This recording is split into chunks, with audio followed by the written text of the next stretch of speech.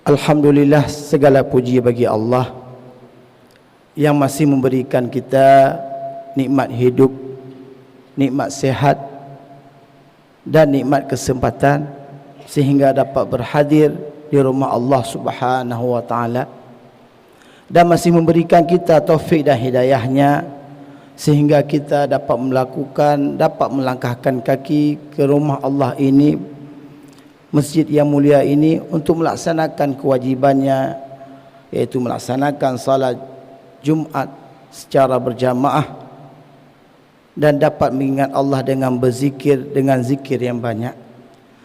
Selawat beringin salam moga-moga tercurahkan kepada baginda Rasulullah sallallahu alaihi wasallam, penghulu segala nabi, suri teladan kita dalam melaksanakan ibadah. Maka pada hari yang mulia ini banyak-banyaklah kita berselawat kepada baginda Rasulullah sallallahu alaihi wasallam, maka akan Allah lipat gandakan. Satu kali selawat 10 ganjaran.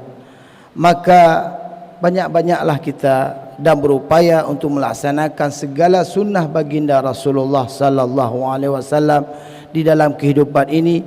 Mudah-mudahan kita mendapati daripada syafaat daripada baginda Rasulullah sallallahu alaihi wasallam di yaumil qiyamah. Alhamdulillah, pada hari yang mulia ini saya dipercayakan untuk membacakan 2 rukun al-khutbah. Maka sebelum saya membacakan 2 rukun al-khutbah, mungkin ada mau'izah dan pengajaran. Marilah sama-sama kita melaksanakan ataupun melakukan, menjaga daripada sunnah anjuran daripada baginda Rasulullah sallallahu alaihi wasallam.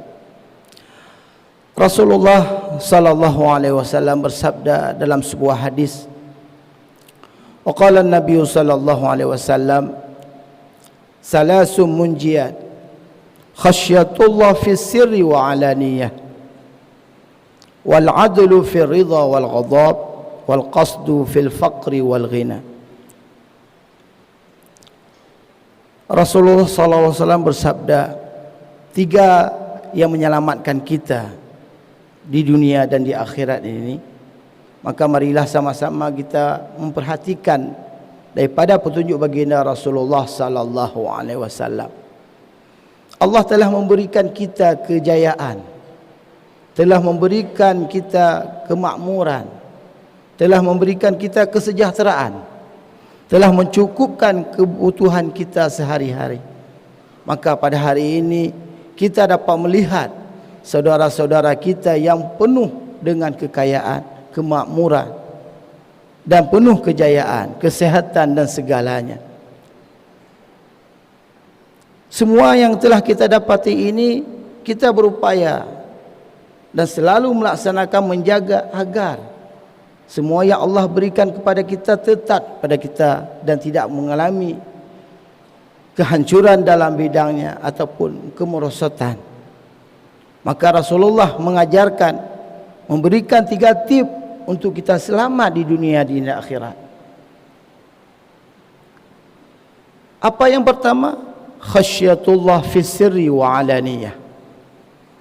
Takut kepada Allah dalam keadaan sunyi, sendiri, sepi, dan wa alaniyah, ramai terang benderang.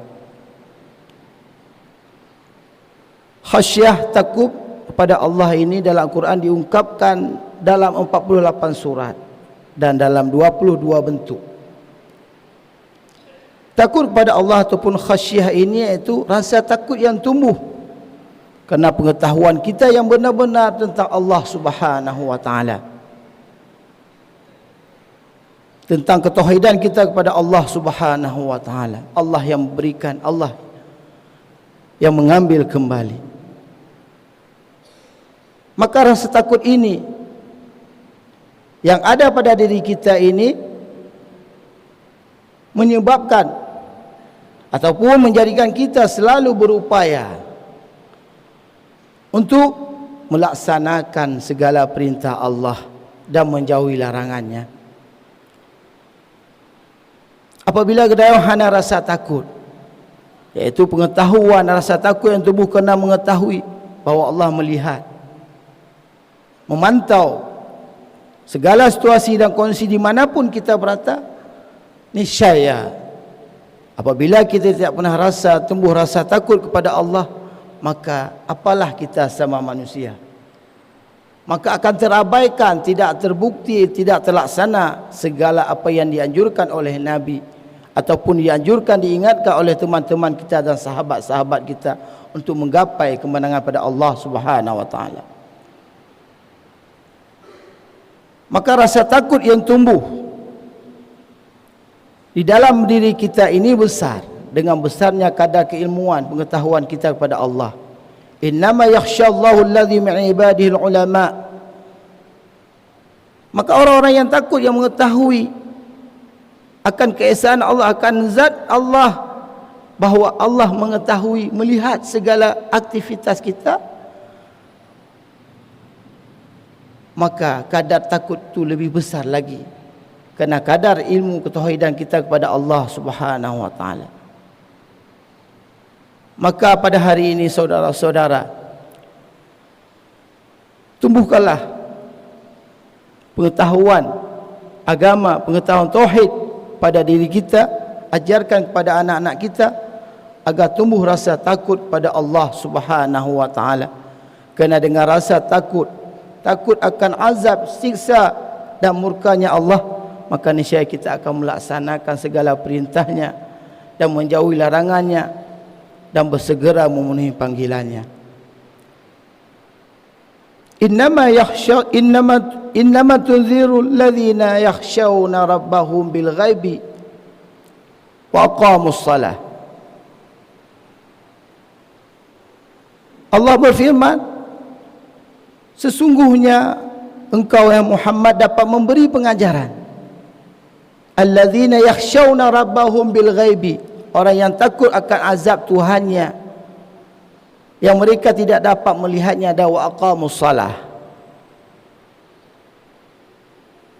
Maka rasa takut yang ada pada diri kita sekarang ini membuat kita dengan cepat menerima peringatan daripada Allah Subhanahu wa taala dan dapat dengan segera menerima ajaran daripada baginda Rasulullah sallallahu alaihi wasallam.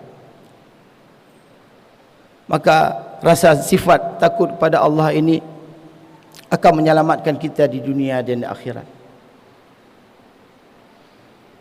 Yang kedua yang dapat menyelamatkan kita di dunia dan akhirat, wal adlu fi ridha wal ghadab,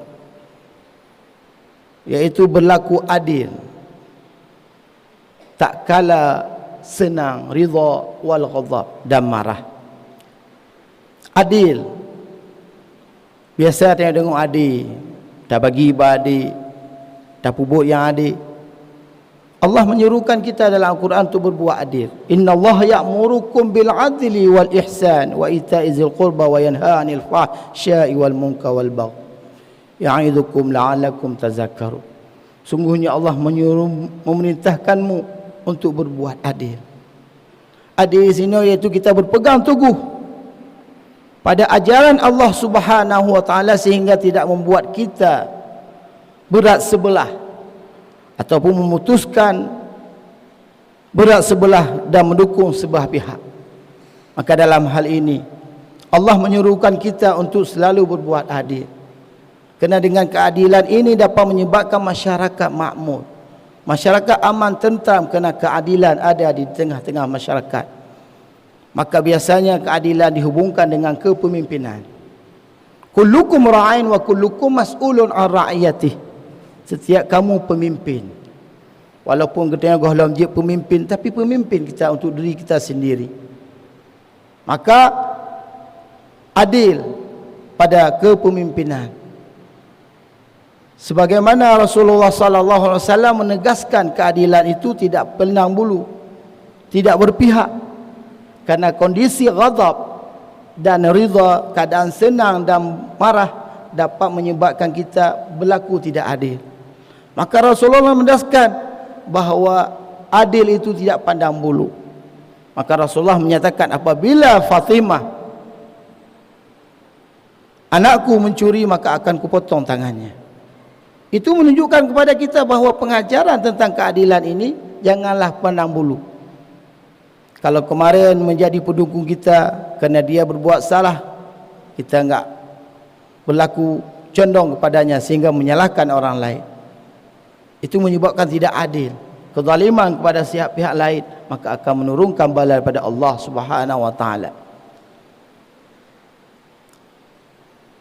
Nabi Musa alaihissalam suatu hari berdoa kepada Allah Subhanahu wa taala, ya Allah, ya Tuhanku, tunjukkan kepadaku bagaimana keadilanmu berlaku. Allah berfirman, wahai Musa, kamu tak akan sanggup, tak akan sabar untuk melihat keadilanku.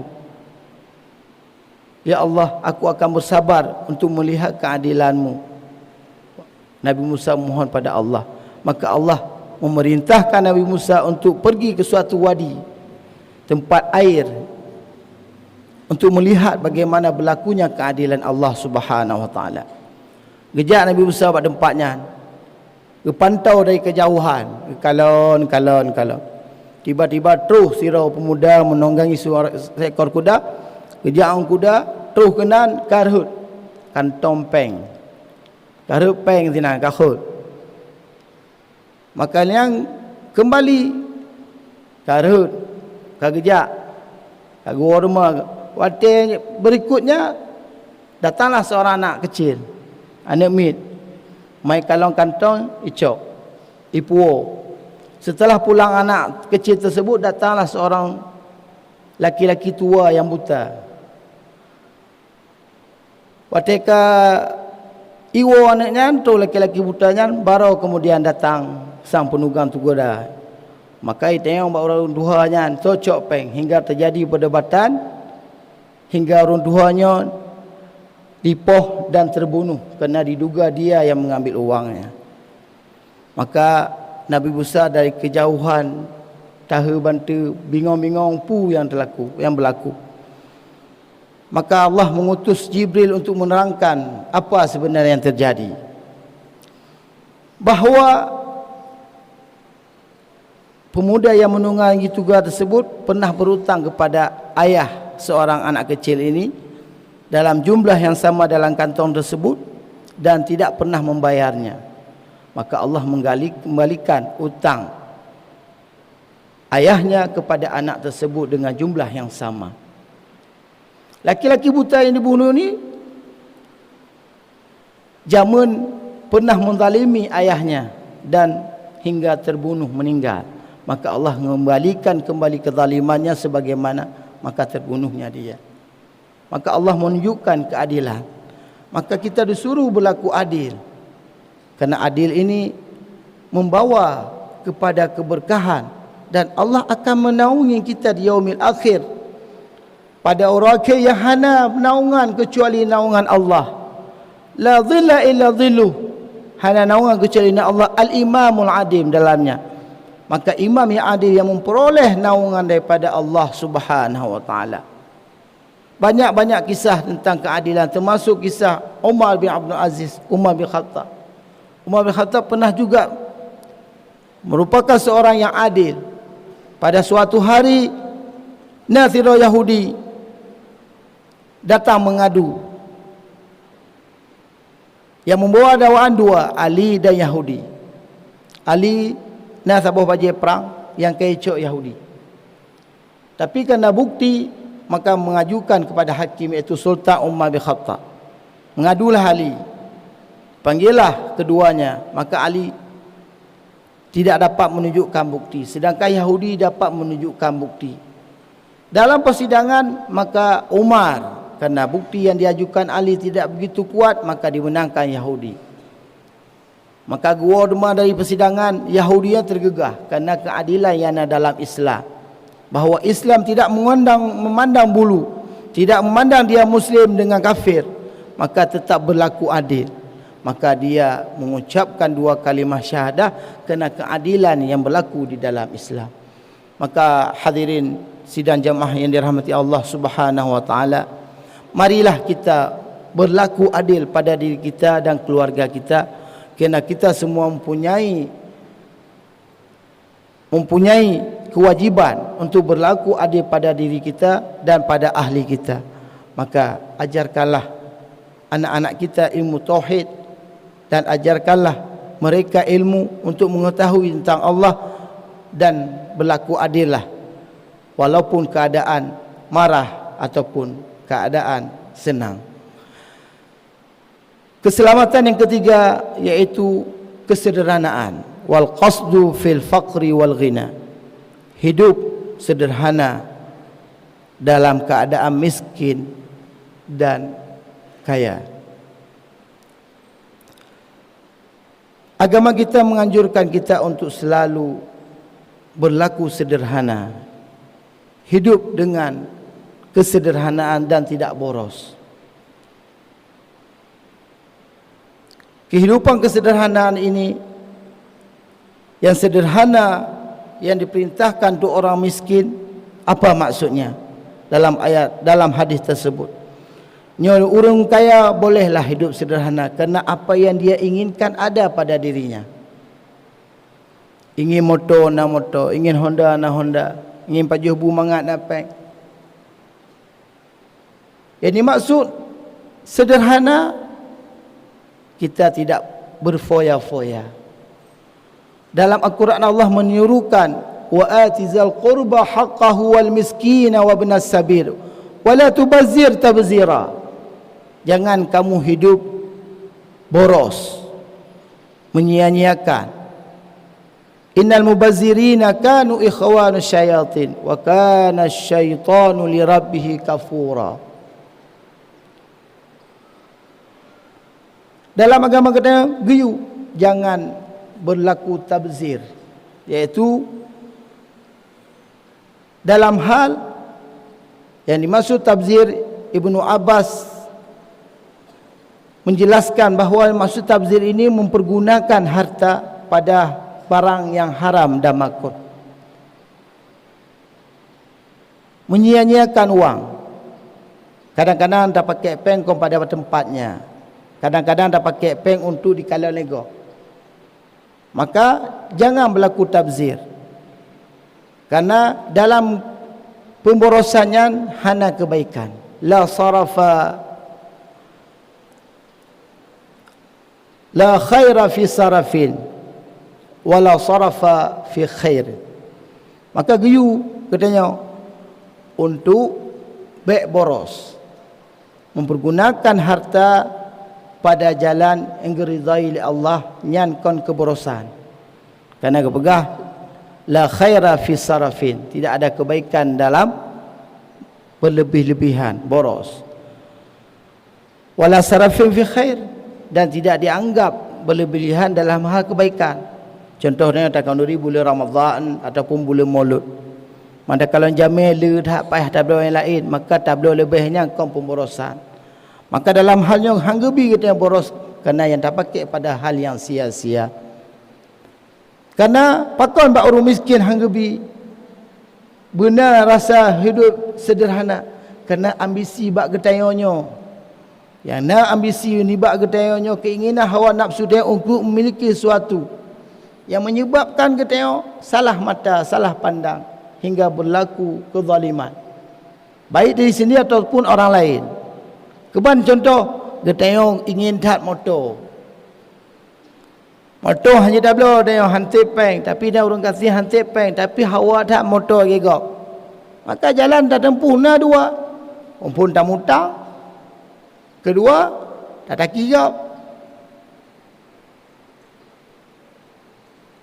Dengan keinginan yang rakyatnya hingga kena cula-cula, jak gede dalam tampeng, maka utangnya tidak membawa kebahagiaan. Napeng gaji, tengok kayak dagih legok. Na bonus kayak dagih legok. Na laba gede, na laba ada kerja, ecok egok. Berpandai bahagia mak. Kedua hana bahagia, ngau rumah tangga hana bahagia. Maka hidup sederhana untuk menekan ambisi yang ina bak gedenya hingga tidak melebihi daripada kemampuan gedenya. Kerana Allah kagebi kebutuhan, kagebi rezeki atas kebutuhan kita. Kau gebi atas style, atas ke pakaian dia yang ingin bergaya-gaya, tapi sesuai dengan kebutuhan kita yang kagebi oleh Allah. Maka rezeki yang kagak tanggung oleh Allah. Maka hiduplah sederhana. Dengan hidup sederhana dapat menjaga kita daripada ambisi keinginan yang di luar kemampuan kita. Yang heboh poin petunjuk daripada baginda Rasulullah sallallahu alaihi wasallam untuk dapat selamat di dunia dan di akhirat. Mudah-mudahan menjadi pengajaran bagi ulun sendiri, bagi khatib, dan menjadi pelajaran bagi saudara-saudara ulun. Mudah-mudahan getanya dapat tak amalkan pu yang kepegah oleh Rasulullah sallallahu alaihi wasallam.